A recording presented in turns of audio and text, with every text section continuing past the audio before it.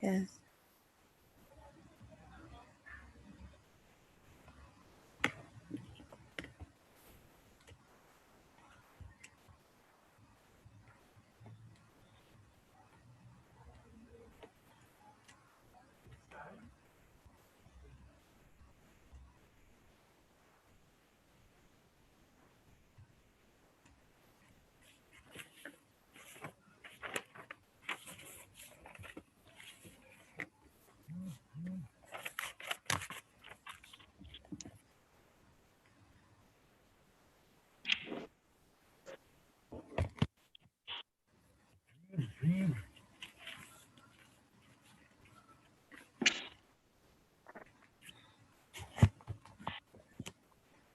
Okay.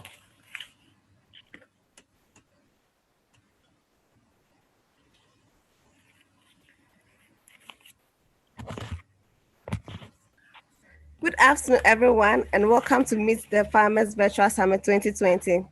This is Workshop 8 on Women and Youth in Agriculture, Challenges and Opportunities. My name is Augustina Queno, and I'll be your host for this workshop. Allow me to introduce our speakers for this workshop. Ms. Tendai Mandodu. Ms. Tendai is a professional with over 7 years experience working in the non-profit organizational management industry with projects focused on women and people with vulnerabilities. She currently works at FSD Zambia in the Women and Youth Financial Inclusion team. Her role is to facilitate market access to provide innovative financial services that are client-centric for low-income women, youth, people with disabilities, and their household, hence reduce poverty, vulnerability, and increased income opportunities with ultimately improve their well-being. She has experience working on mother and child health projects in which food banks for women and their children were created to help with their nutritional values, and with refugees in those support to access markets for those repatriating was given. Thank you so much, Bob, for joining us today. Thank you, Augustine, and thank you, everyone. Our next speaker is Miss Elizabeth Swai of AKM Glitters Company.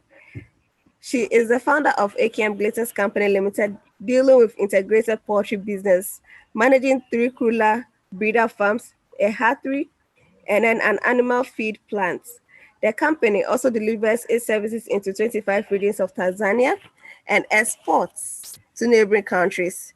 To date, 617,000 farmers are direct beneficiaries through its unique franchising model. Ms. Y worked for 15 years with UNHCR, UNWFP, prior to venturing into poultry business. She has academic qualifications in human development and entrepreneurship. Her passion as a social entrepreneur is inclusive development that touches the lives of the society, in particular women and the youth. Her work has enabled thousands to access employment, food, nutrition, food and nutrition through poultry keeping. Elizabeth's dream is to multiply in Africa and address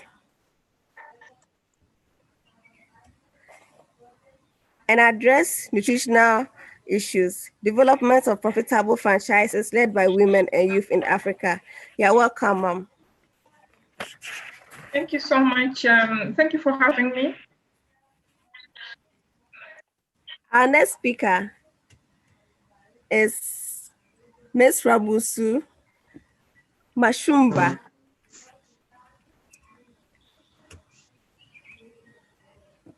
In Nandi, Africa. She's a young woman farmer in Marondera. She worked in one of UK's leading agricultural equipment companies while studying in the United Kingdom. It was during that time she realized how the use of equipment and technology could transform agriculture. Upon her return to Zimbabwe, She committed herself to transform the image of agriculture. She moved to farm in 2012, which she inherited from her parents. The farm was just a bush with no equipment. Today, the farm has tractors, planting equipment, center pivots, crop protection equipment. In 2013, she started growing horticulture crops for exports into the European Union and Africa. In 2014, she partnered with Sustainable Afforestation Association and planted 100 hectares of gum trees to address the issue of deforestation in her community. In 2014, she was elected to become the national chairperson of Zimbabwe Farmers Union and became the first woman in Zimbabwe to hold this position. She has won several awards, both in Africa and worldwide. You are welcome, madam.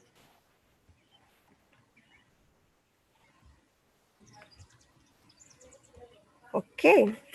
Kindly allow me to introduce our facilitator for today, Mr. Manfred Kamwangwa of Food Namibia. He is the CEO of this industry, and he's executive director of Victumbu Investments, a business enterprise technology consultancy, and a co-founder of Food Namibia, an IT professional and agriculture marketing strategist who works together with IT industries, smallholder farmers, and individuals to develop the IT and agriculture sectors.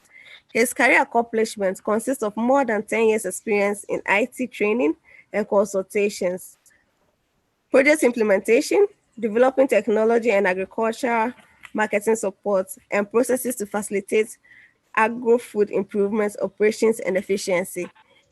You're welcome, sir.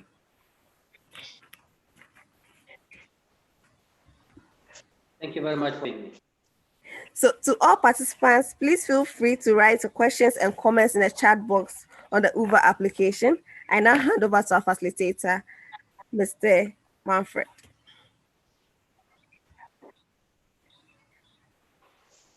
Thank you very much, Augusta, for being the opportunity. Women play a very key role in food security. They are the backbone of rural economy, especially in the developing world.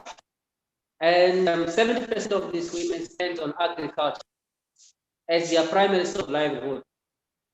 Most households are headed by women, but their access to productivity resources are very limited. My name is Mark Kamanga Likoro, the Chief Executive of Food Namibia in the Republic of Namibia.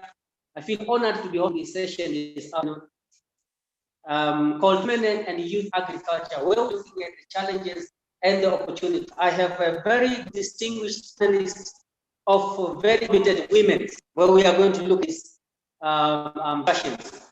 You know, more what I'm going to request our speakers to do the presentation. Please be precise, only 12 minutes of the presentations. And first, I'm going to start with Ms. Tendai Madondo from Zambia to give your presentation. 12 minutes.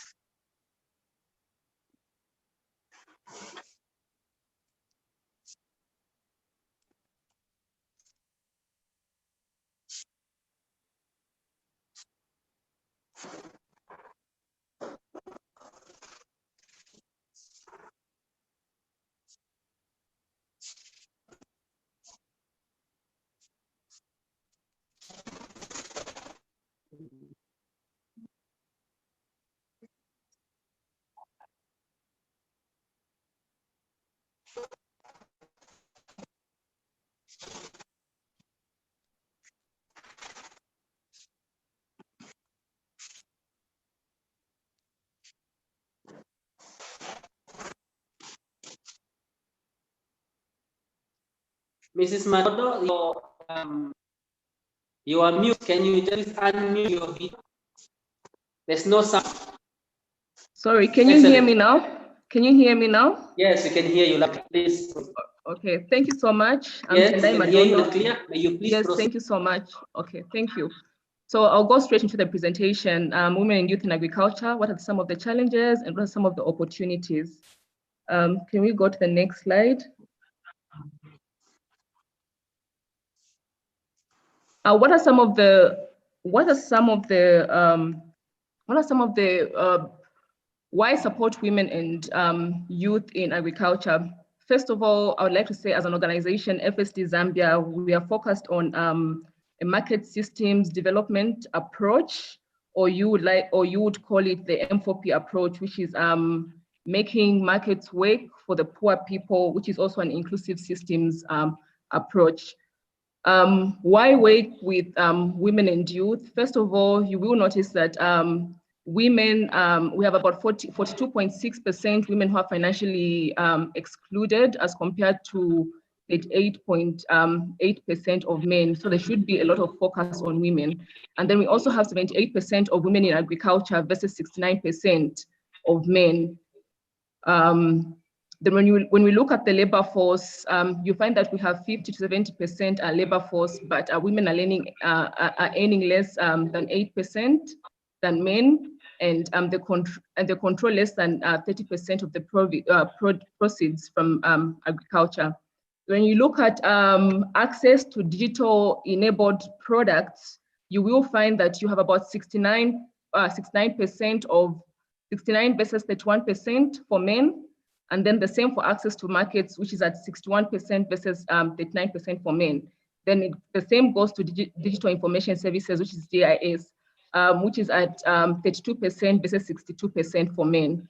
And then when we look at youth, you find 75% of the people in Zambia are actually below the age of 30, and we have high unemployment rates amongst the youth, which is very minimal, and very minimal participation in agriculture, of which 35% of this population in Zambia is 19 to 24 years. And these are the type of employment, 19 to 24 years.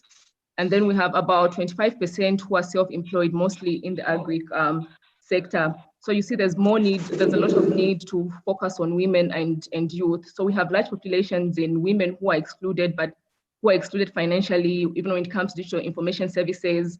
And you find that even when it comes to how much they are earning, the men are earning more, and yet there's a lot of women in the labor force.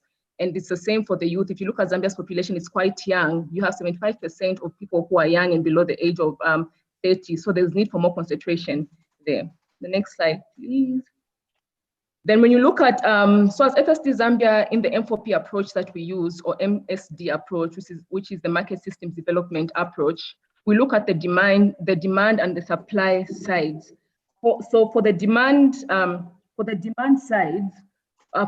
sides, we usually look at the supply side to facilitate. We focus on facilitating the market actors to provide financial services that are client-centric. So we are looking at products that are innovative and will be able to speak to the needs of the youth and the women that we serve. And most of these are low people. Our focus is on the low-income people, or poor people, if you like to call them. On the demand side, we look at limited financial literacy, articulation of needs, and management of money. And we also look at financial services. Then there's low and irregular income of women, means that's in finance is not seen as affordable down payments and repayment schedules. Then no or constrained access to assets. Then we talk of land, that's on the demand side. We talk of potential for default or loss, fear of stigma. Then also women's roles may limit access, and men are also viewed as the heads of the households.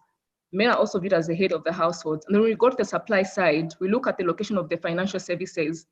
And these are the financial services which affects access. Then you look at the MFIS, often have low capacity for outreach. Then we look at the women's income and other limitations, means they tend not to be viewed as strong market FSPs or financial service providers. Then financial service providers are more likely to target those with formal employment. And then data also, there isn't much data also captured due to use of informal services. This in turn impacts product development. And normally data that is collected may not be gender disaggregated or gender sensitive data. Next slide, thank you. And what are some of the constraints of youth smallholder farmers? We look at the biggest challenges, low education and vocational training. Then when we look at poor access to land, then also poor access to finance and markets. Then we also look at poor perception of agriculture among youth, then lack of credit to grow their businesses. So you find most youth would like to have more credit that would help them, more finances that would help them grow their businesses. But this is lacking amongst youth in Zambia. Then also a lack of products that are youth-centric on the market. This also applies to the women. So you find as products are being developed out there by the financial service providers, the products that are on the market are not really innovative. They do not speak to the needs of the women and youth. So there's need to go out there and understand what the needs of these women are, what the needs of these youth are in terms of the type of products that will be given to them, because most of these products do not speak to their needs. Then we have achievements by FSD Zambia to date. So we developed a women-centric product that we developed, which is called AgriPay. So this one is with the Zambia National Commercial Bank, Zanaco. So AgriPay currently is reaching about 58,903 women smallholder farmers, of which on this platform, we have digital financial services reaching 17,980 women. And then we also have digital information services reaching 28,878 women, and also access to market, which has reached 16,045 women. Thank you.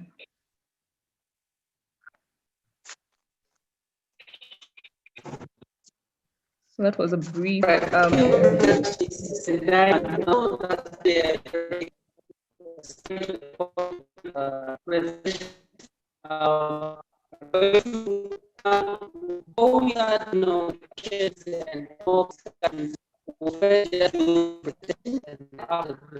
go into details. And now going to over to Mrs. Elizabeth, representing EK company, to do your presentation 12 minutes. And after Ms. Swai,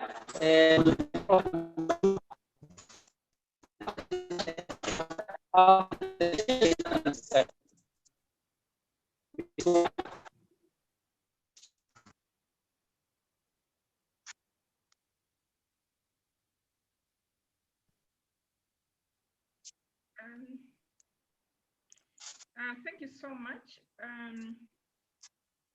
My name is Elizabeth Christopher Swai, the founder of AKM Glitters Company Limited, and I'm going to do a presentation on women and youth in agriculture, challenges and opportunities. And I would like to emphasize that it's not only agriculture, but it's business, agriculture as business.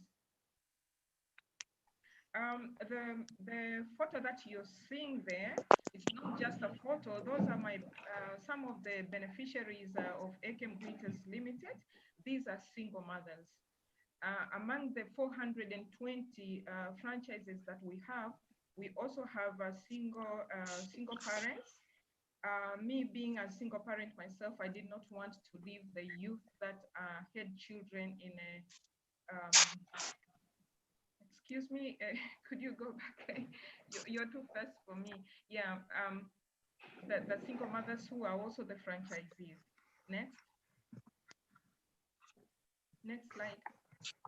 Hadija is one of my mentee.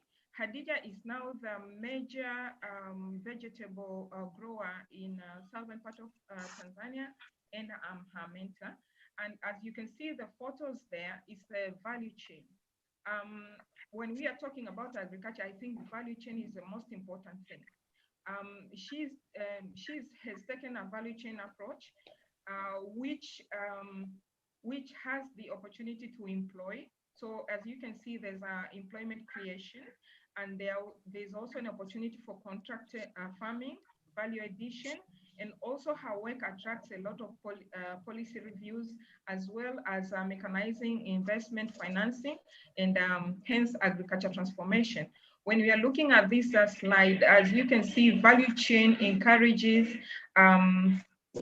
youth, to start small, but again, they grow as the value chain grows. Next.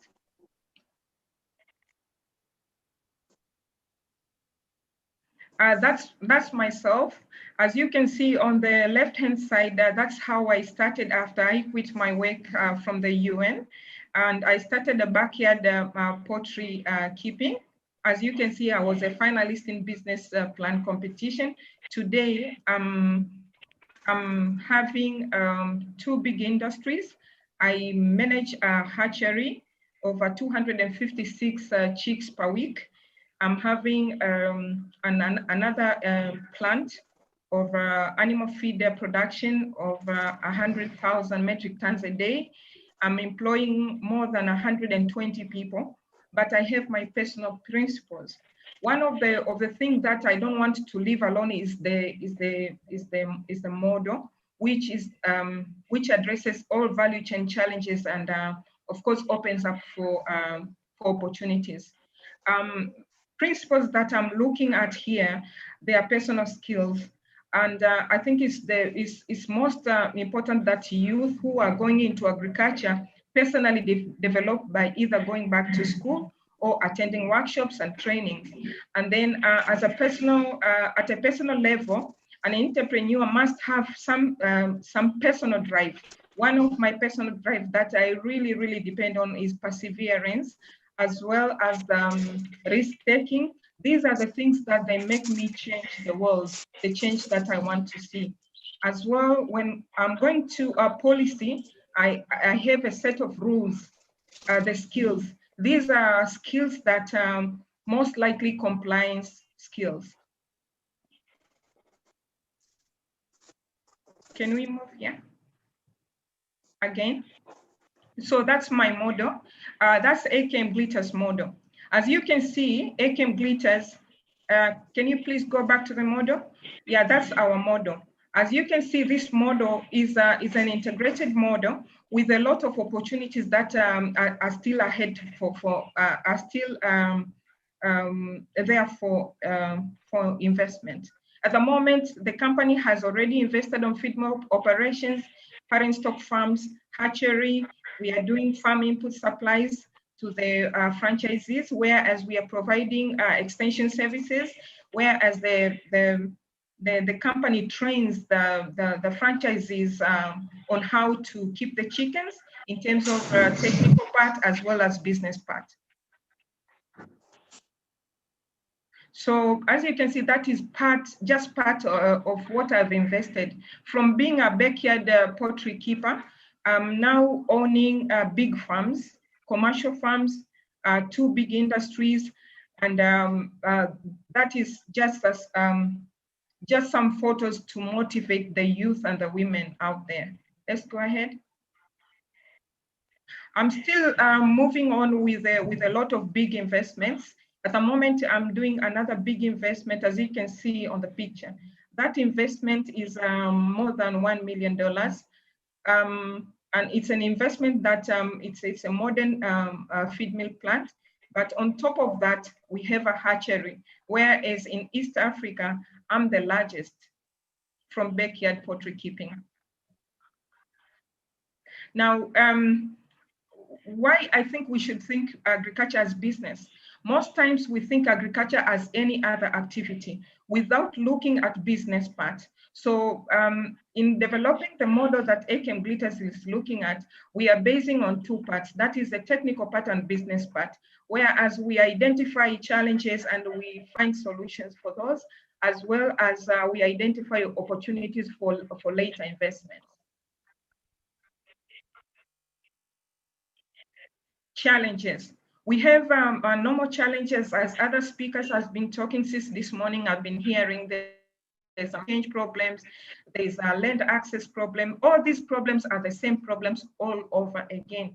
But again, as entrepreneurs, with the perseverance and the risk that we are taking, I think it's very important for entrepreneurs to access right information so that we can solve these challenges. These challenges include supply of farm inputs. We have gaps in marketing. We have inadequate business skills, inadequate extension services, lack of technology, difficulty in land accessibility, difficulty in financing, trade barriers. We have also trade barriers. As now I'm taking part with this meeting in Zambia, we have a lot of trade barriers that are making business women trade with difficulties between one country to the other and denying other countries the opportunities from other countries. opportunities. We still have a lot of opportunities for entrepreneurs. These opportunities, as you can see, when we have a model, the model leaves opportunities of investment. Say, for example, promotion of inclusive growth of majority farmers who are engaged in food production, school leavers. We have a lot of school leavers who are jobless. So we have an opportunity to create employment.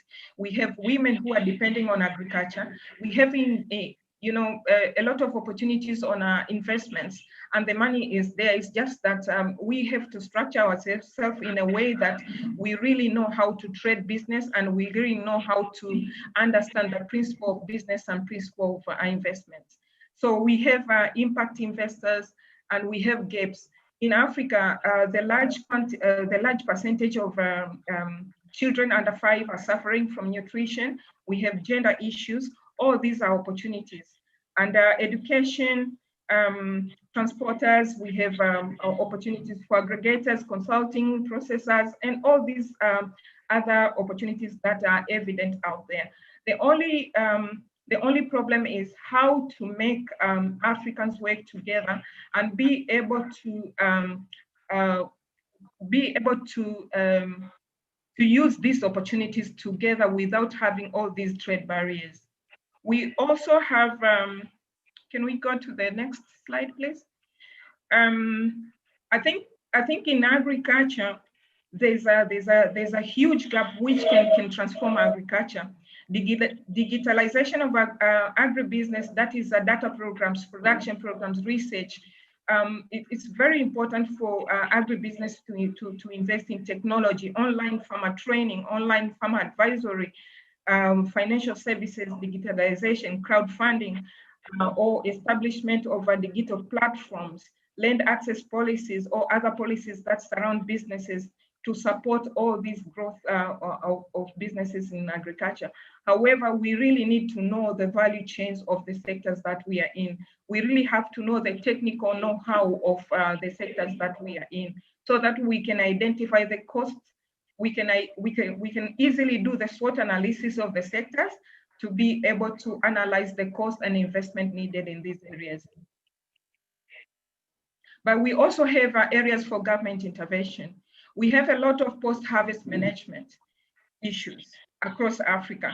We have infrastructure problems. We have nutrition component. We have rural financing and rural engagement in business in agriculture. So I think it's very important for government interventions to come up with policies and strategies that are feasible and reliable.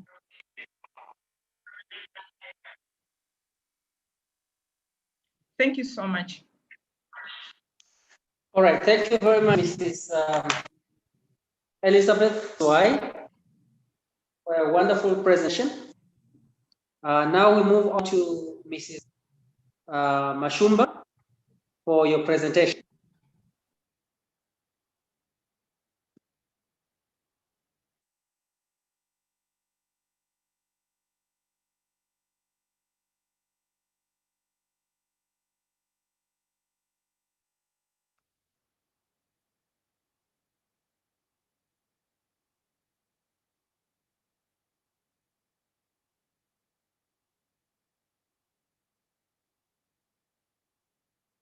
Ms. Mashumba, we cannot hear you.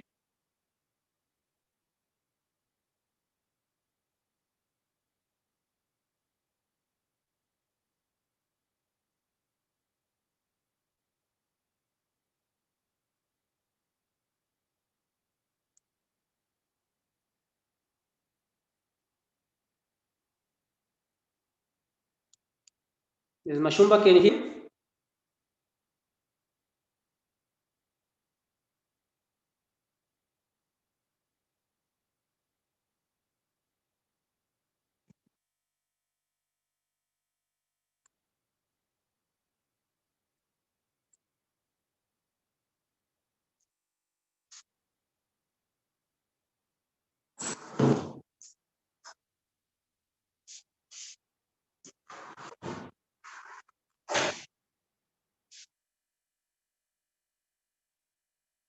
It will be two.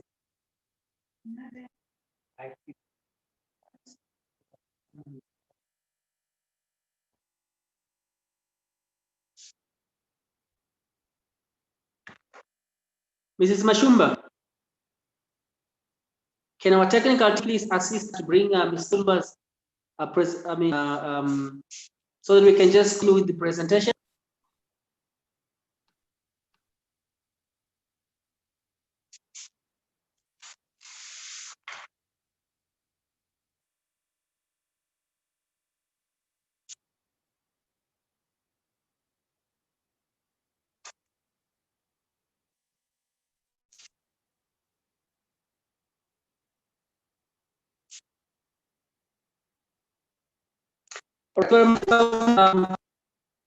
We lost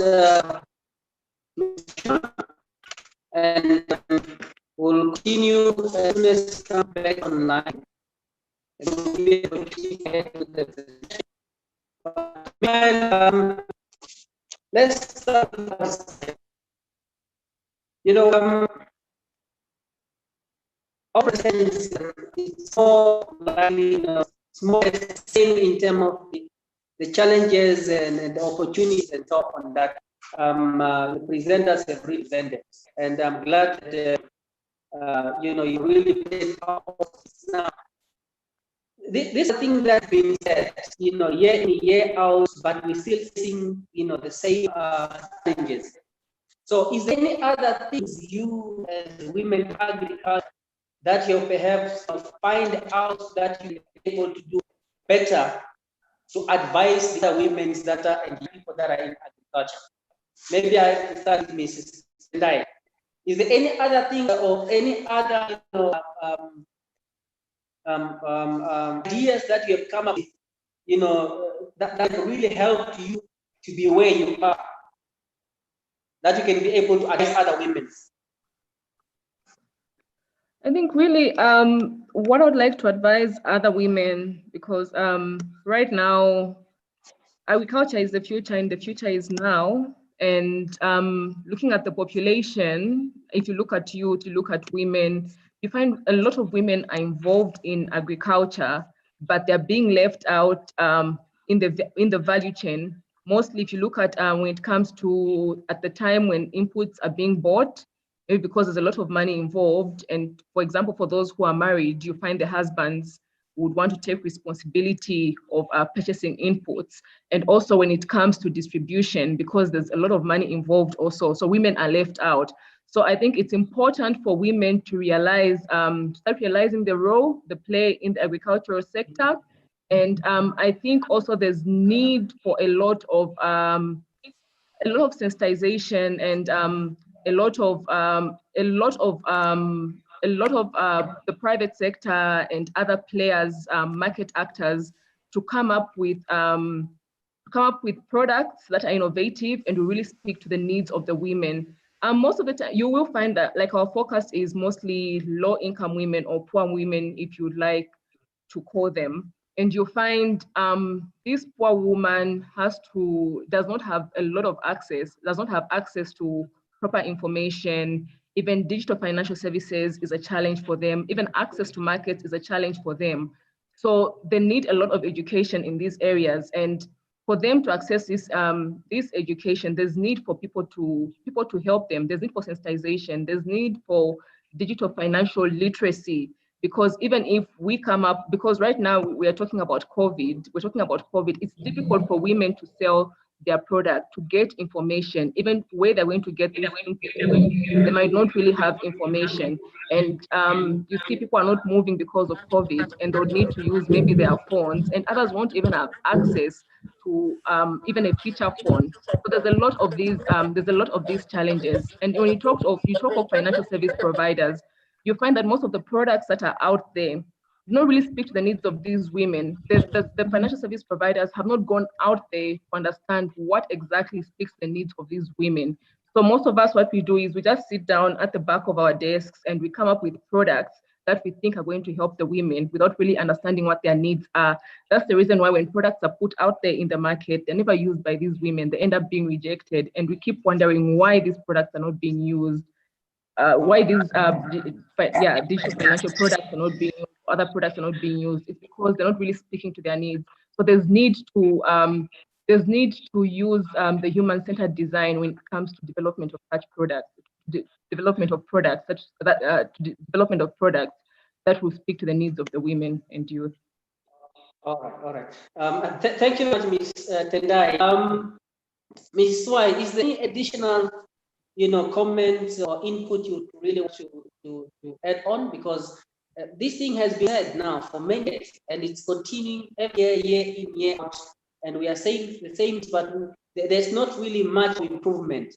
Being one of the biggest, farmers or women, a farmer in Eastern Africa, is there anything you really want to, to encourage and talk to the men and the young people out there?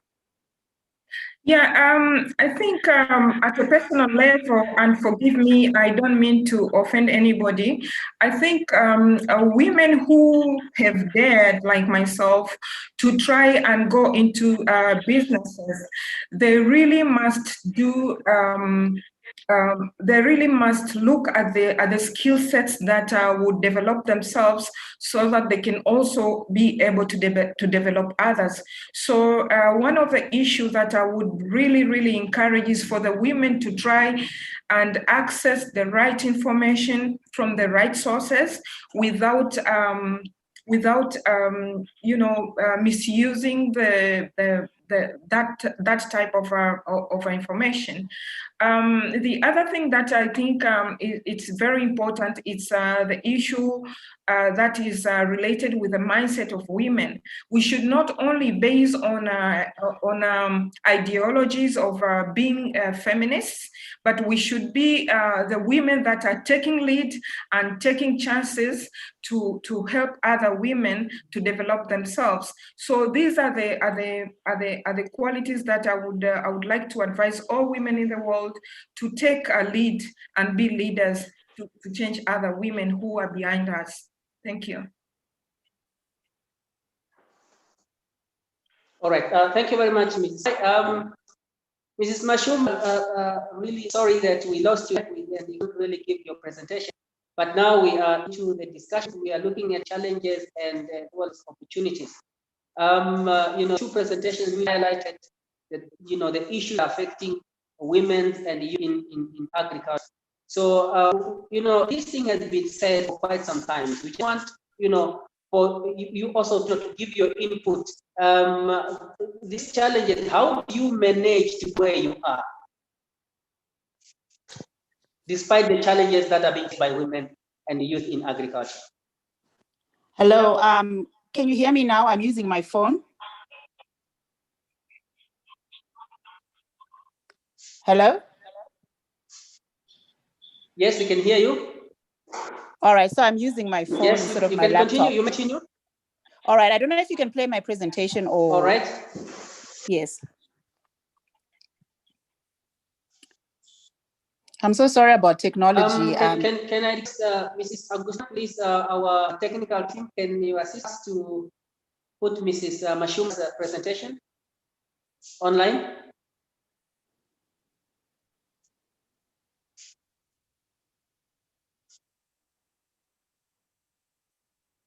We're just waiting for our technical team to assist in this regard. All right, no, that's fine. Apologies for my... I don't know. Yes.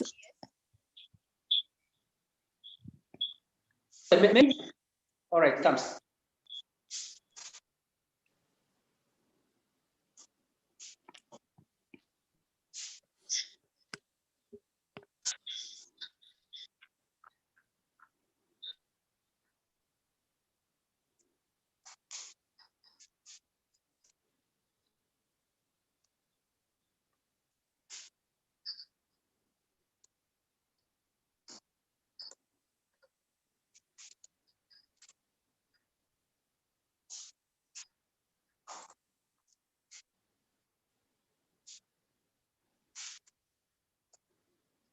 Yes, can you, Ms. Mashumba, you are mute.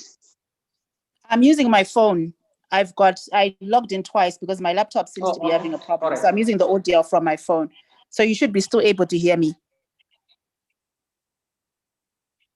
Can you hear me? Okay, yes, maybe while you are busy waiting for the presentation, you maybe just continue the presentations we are listening. All right, okay, that's fine. So pretty much I prepared a short presentation just to share my journey as a farmer and where I am today and some of the challenges that I faced as a young woman farmer. So I studied an agriculture degree in the United. I got an opportunity to study a bachelor's degree in the United Kingdom, and you can just go on to the next slide, which has some of the things I want to share. So that's me there in my potato field. So I did a bachelor's degree in agriculture business management in the United Kingdom. And so far I've been, I inherited a farm from my father, which is 650 hectares. And I've been farming for the past 8 years, ever since I finished my degree. So I started earlier on, just after university. I grow cereals, indigenous grains, some horticulture, rear cattle. I've got a small dairy, goats, sheep, pigs, and chickens. My journey hasn't been easy starting. I'm sharing with you where I am today, that I've won quite a few awards, but that hasn't been easy. Sorry, can you please just go back one slide again? So in 2015, I won Best Pea Grower of the Year, and in 2017, the JCA Award, as mentioned in my introduction. But getting here has not been easy. It has required for me to mechanize my farm. So please, you can just go into the next slide. The one before that. Yes. So currently on the farm, I have a 60 horsepower tractor. I have a ripper disc harrow boom, Vicon spreader, center pivot, and I'm installing solar. Why I share this is because I want to show young people and women or anyone else listening that in order for you to farm successfully, you need to invest in equipment and technology. And this is real in order for you to get real returns in agriculture. When I started just after university, I had bare land, which nothing had been farmed on my father's land. He had just acquired a piece of land, but he hadn't been able to mechanize it. This has been one of the toughest things, and it has taken me 80 years of investing all my capital in order to mechanize the farm to where it is today. You can go on to the next slide. So what are the challenges? I think this is where we need to zero in and talk most of our time on. The challenge for me when I started farming, I remember when I finished my bachelor's degree and I came back to Zimbabwe, and I wanted to farm, but I didn't have any finance. And I wrote a business plan and I went to the bank, and the bank said to me that, unfortunately, we're unable to fund you. So I had to start small on market gardening with just a little bit of finance just to get seeds and, basic vegetables. But the reality is, in order for you to grow and to become a commercial farmer, like we heard today, you have to invest in equipment. Another thing that we face also as young people, or not as young people only, but as women, is just the stereotype, even in funding, is that we are asked for so many documents that you're not able to produce. And sometimes they even ask you questions like, are you married, and things like that, because they somehow, maybe that affects them giving you financing. Then another challenge that we face as well in going into agriculture is the reality of climate change. You find that there's now increase of pests and diseases, and just navigating agriculture with the climate is now becoming very, very difficult. And you find access to knowledge, especially for women, is even more difficult to get, because very few women are actually going to school to learn about agriculture. So now they are more prone to climate change. And with climate change, like in Zimbabwe, we've been seeing there are now increase of pests and diseases. For the past 3 years, I've had to spray for 4 armyworm, which was something that I never used to have to think about a few years ago. And then also another challenge, like we saw today, is now with COVID, we now need to ensure that our rural communities have good connectivity.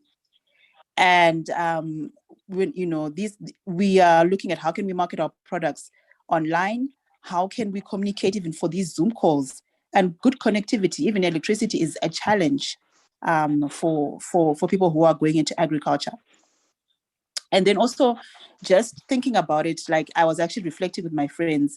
When I finished university, I had to move to the farm, live in the rural area. We had no house, no water, no electricity. And agriculture is really long term. So when we're talking about agriculture being sexy for the youth, what are we, people, the reality is that it's going to be long term before you actually realize your returns if you're looking at being sustainable. And also there's now with COVID, we now have increase of crime in our rural communities because of increase of hunger. So these are some of the things that are not really mentioned.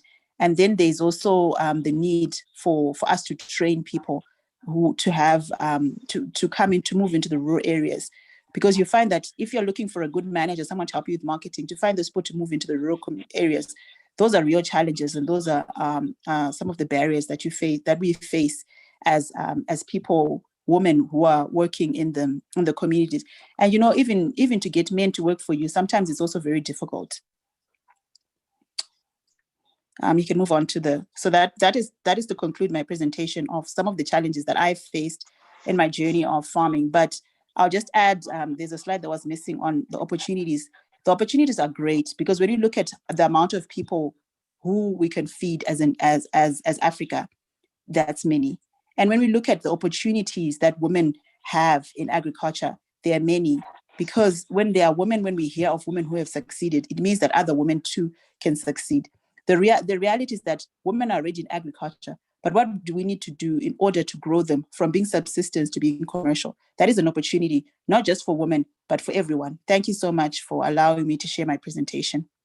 I thank you.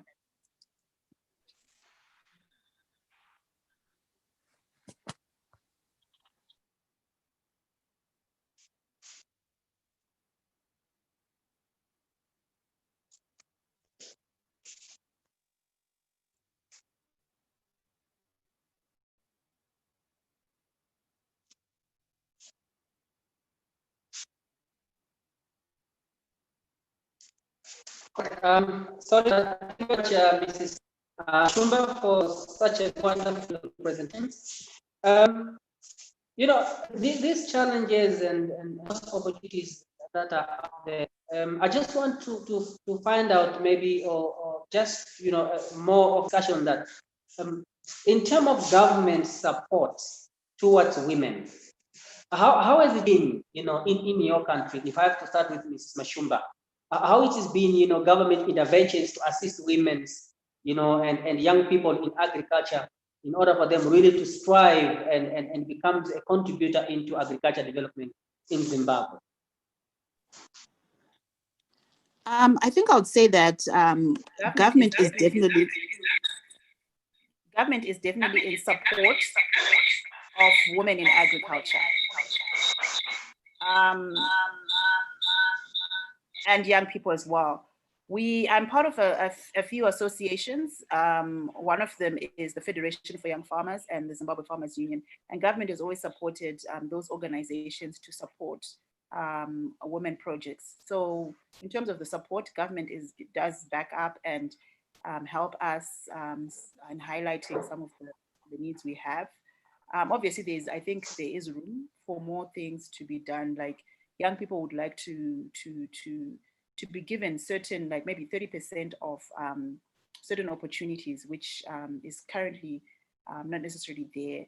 But we're trying to build, because one of the reasons is because government also says that it's difficult for them to find the young people. But we're trying to highlight these and spotlight these so that the government can get more involved in supporting young people. So government support is very crucial for any country to be successful. Thank you.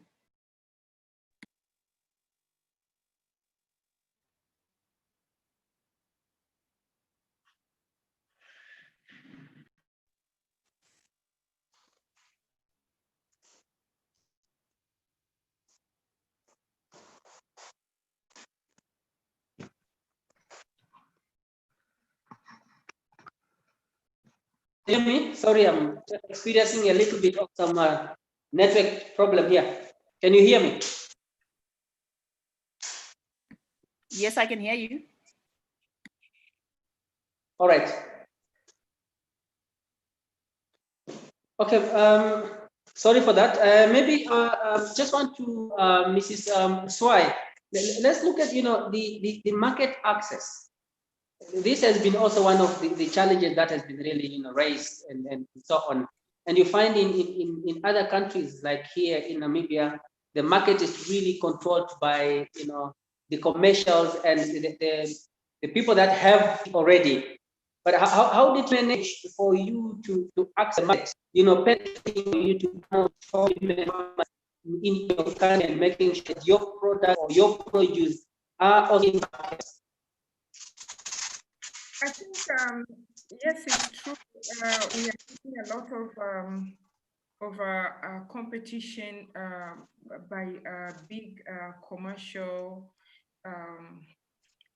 poultry giants, I would say, with financial muscle.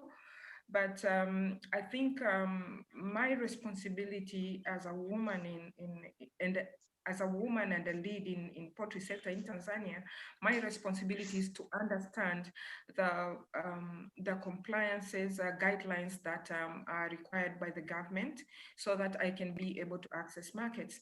My only challenge is I cannot access most of African countries due to the controls that somehow be like the decisions are being controlled by the policies on ground. Say, for example, at the moment, we are struggling to bring in broilers in Zimbabwe, and the Zimbabwe farmers have been requesting me to send the broilers in Zimbabwe and Zambia, but then getting the permits to bring in the broilers into Africa is a challenge due to compliances issues. So those are the very areas and policies that are unpredictable in some of the areas, but some of the areas are opening up.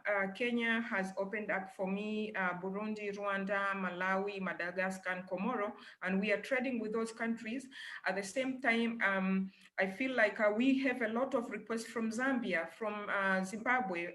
We have requests from other countries of Africa, and I cannot do anything because whenever you request for import permits from those countries, the policies in those countries do not allow to bring in probably new breeds, and they require sometimes research in those areas, and research takes many years to for the breed to be approved, or it's just because of the political situations between country and country. So at the end of the day, women suffer. So I think for me, competition is there, the threat is there. We have to fight with for market segmentation with the men in the sector, and but I'm just lucky that I'm doing the right things, and my products are being needed all over, Tanzania included.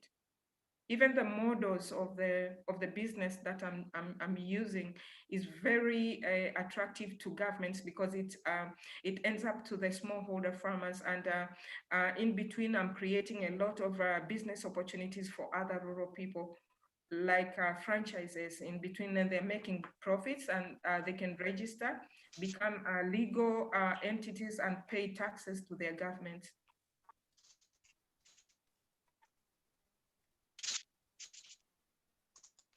Thank you.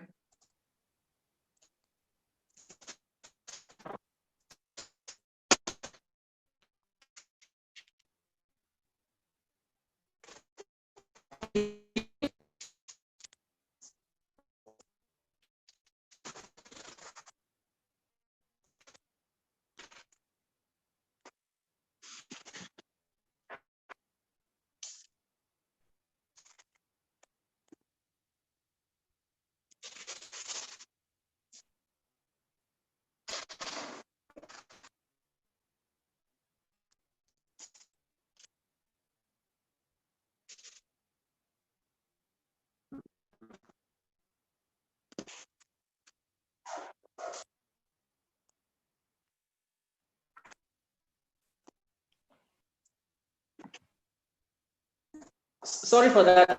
We're having some neck problem inside.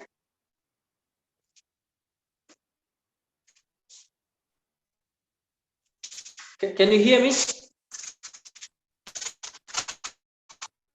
Yes, I can hear you.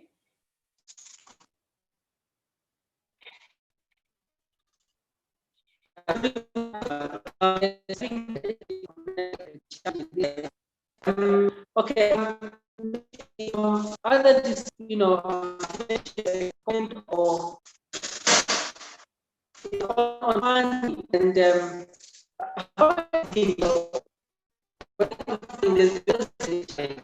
women when they have gone to some institution, so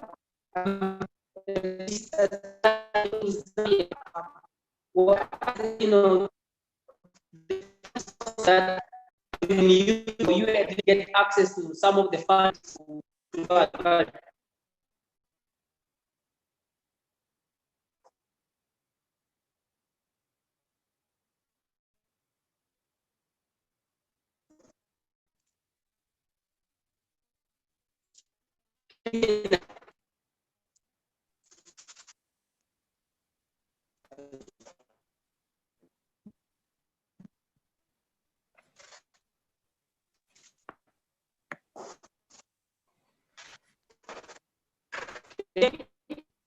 Mr. Manfred, you're breaking up. I can hardly get you.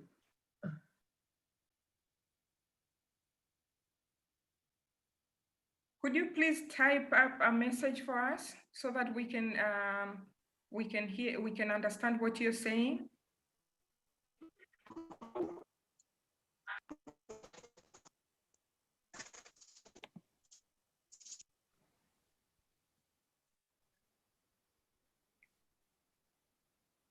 Hello, Mr. Manfred. Would you mind if you could put up some phrases on your messaging so that we can understand what you're saying? You're breaking up and we can't hear you.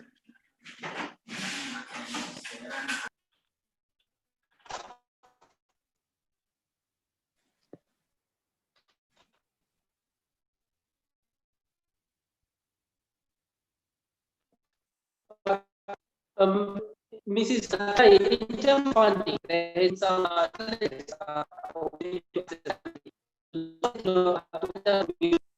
do you manage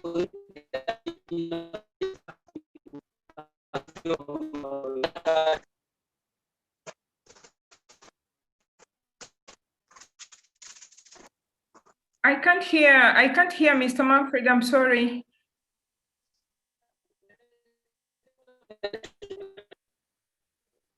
Could you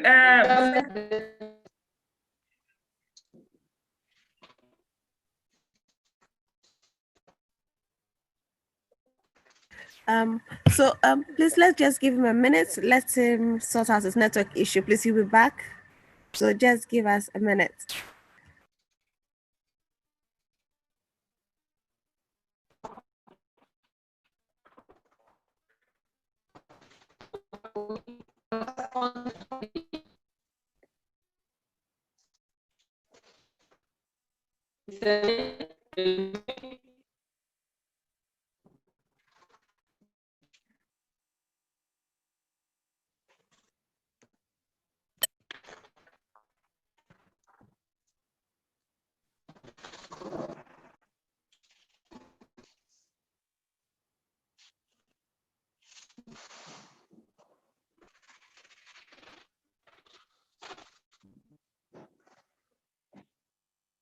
Can you hear me?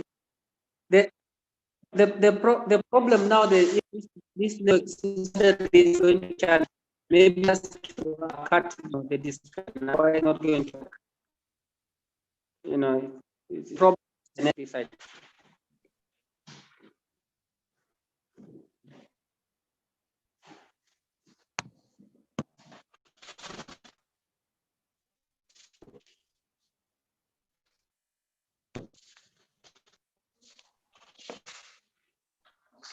Can you hear me?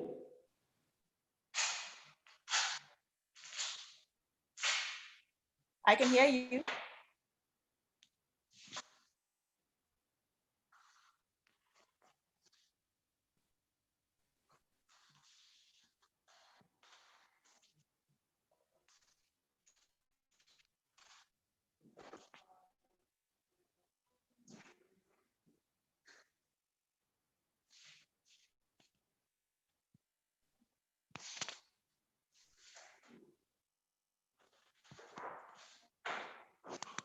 I can hardly hear you. I can hear you, Mr. Manfred. Go ahead.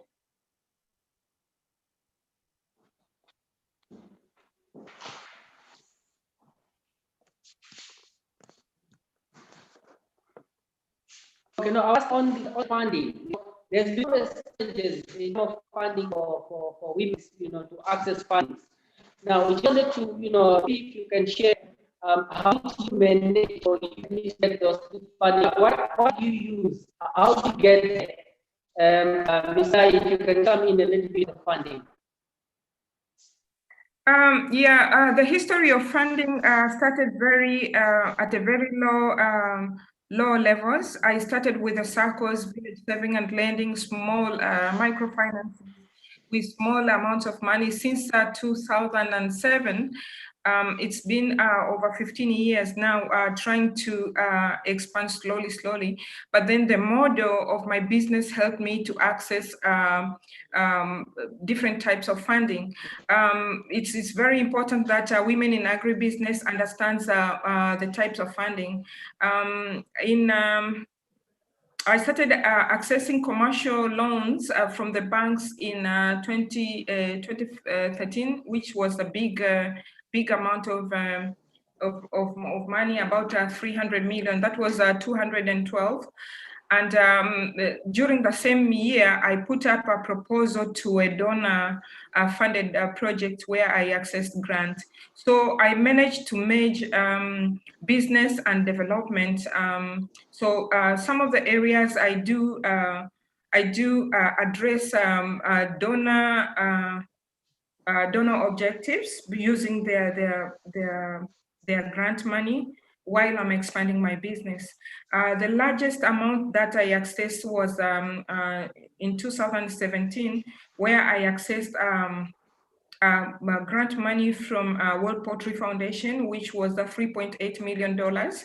And it was a four-year project, but it was not easy because it had to have a history behind it.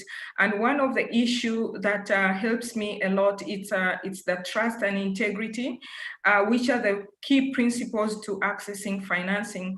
That when you are given some support financially, you have to deliver exactly what you've been asked to deliver. So when I go for the bank loans as well, whatever is on the contract is what I'm doing. But what made me go, what helped me understand the business part of the investment is there was a year that I realized I had to go back to school to understand exactly what are the business principles. And I had to attend university, and I did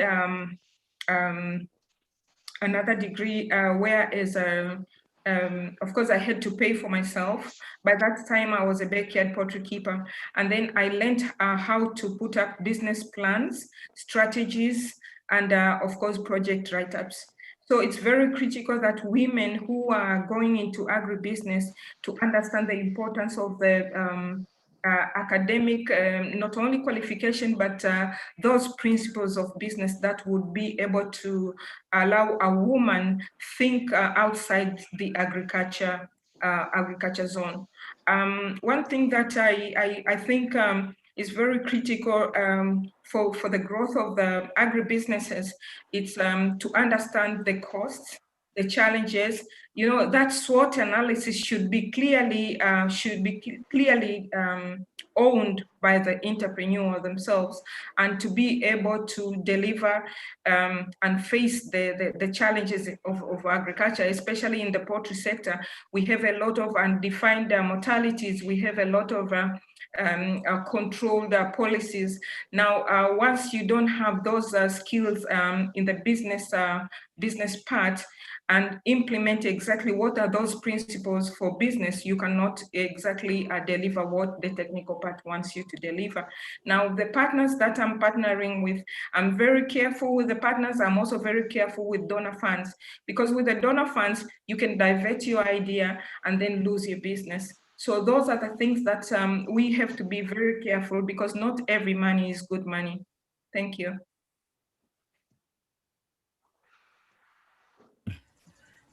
Thank you so much, Ms. Wiley. Mr.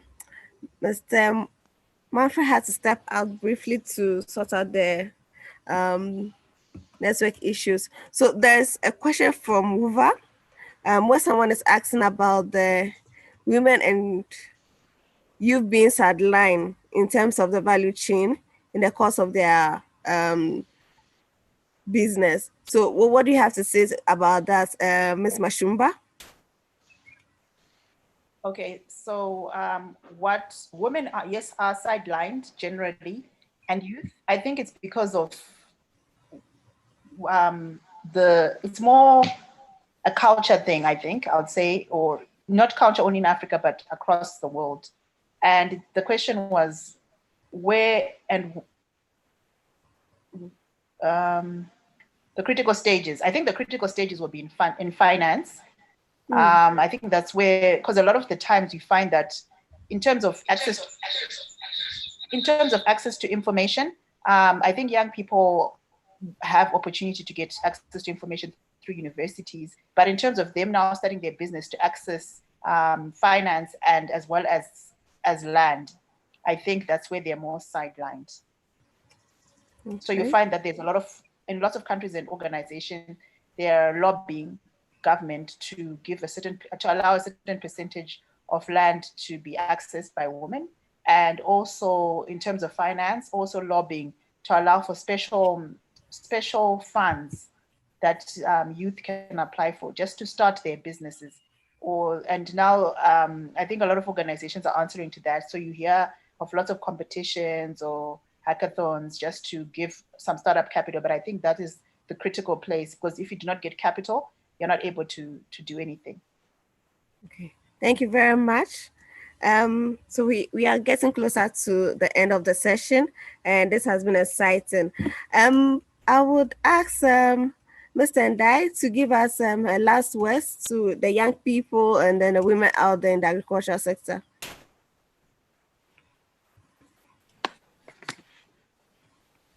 The young people and the women out there in agriculture, I think it's very important that we keep on pushing and we get as much information as we can, because if you have gaps in information, then you won't know where to get the inputs from. You won't know where to get your maybe loans from for you to start your business. You won't know where to access your markets or even linkages to markets. So there's need for a lot of information for young people to go out there, women to access a lot of information, and women should keep learning. They should not, they shouldn't just sit back and feel, oh, we are women, we should stay in the house and not really go out there to get the information that's needed for them to make proper decisions in the agricultural sector.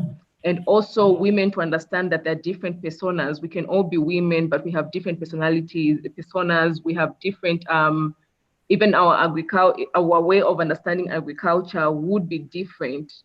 So there's also need for that, need to understand that there's need for women to understand that not all women are the same. And to demand, I think women and youth should demand for products that will really save them, products that will respond to their needs. I think this is the biggest challenge, because there's a lot of products out there, there's a lot of information going out there, but it does not really speak to the needs of the women. It does not really speak to the needs of the youth. So there is need for us as women to start demanding for the type of information that will build us, for the youth out there to start demanding for the type of information, to demand for the type of services that will help them. And I'm sure this will be able to bring about change in the way the market actors, these are financial service providers, would be able to look at things and would be able to create platforms and products that will answer these needs.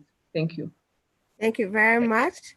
Ms. Wiley, this was your advice to young women and young men, as well as women in general in the agriculture sector.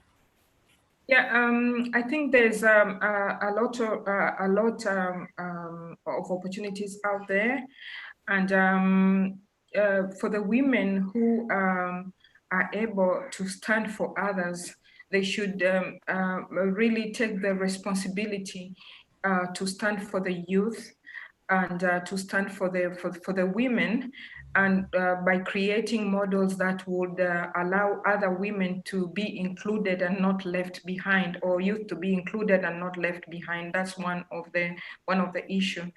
And the other issue is for the women who are able and strong to stand for themselves, to be able to persevere. Because if you want to see the change out there, we really need to persevere to see that change in other people's lives. Thank you. Thank you so much. Ms. Mashumba? I would say my closing words would be that Africa needs everyone. We need the man and the woman to end hunger and poverty. We need to create jobs and opportunities. Therefore, let's consider everyone. This is including the women and the youth. Let's consider how can we together develop a better Africa. Thank you. Thank you very much. Thank you very much to our speakers and our facilitator, Mr. Manfred Kamwanga. So unfortunately, he has to leave because of network challenges. Thank you for joining us for this informative workshop. I'd like to thank our speakers, Ms. Tendai, Ms. Swai, and Ms. Mashumba for joining us for this session. Participants, I'll kindly urge you all to go to the agenda on the Uber app and participate in the workshop evaluation post. Thank you once more. And it's bye from us. Thank you so much, Augustina. It was nice meeting you, Elizabeth and Romaniso. We'll be in touch. Thank you.